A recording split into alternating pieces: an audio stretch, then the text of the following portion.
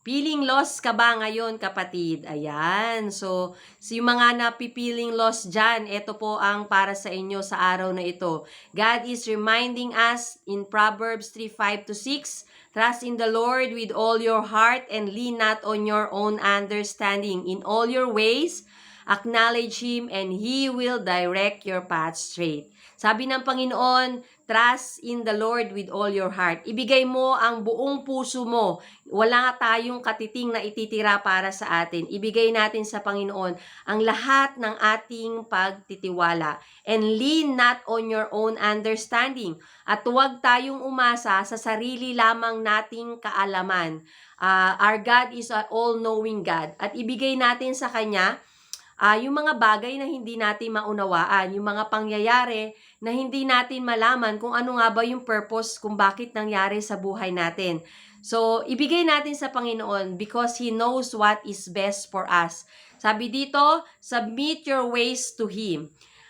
Ini-encourage tayo na isuko natin sa Panginoon ang lahat ng ating mga plano at desisyon upang sa gayon ang Panginoon ay makagalaw doon sa mga plano natin sa buhay. Dahil may mga plano po tayo sa buhay natin na akala po natin ay makakabuti para sa atin, subalit ito po pala ay isang trap lamang mula sa mga kaaway na upang tayo ay mapahamak.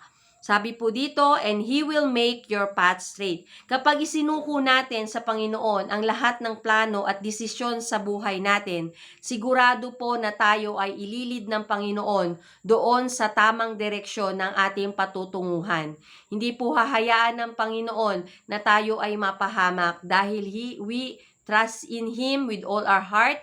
Binigay natin sa Kanya ang buong pagtitiwala natin. Hindi tayo umasa sa ating sariling kaalaman, isinabmit natin sa Kanya ang lahat ng plano natin. Kaya naman ang Panginoon ay malaya na makakakilos sa buhay ng bawat isa sa atin.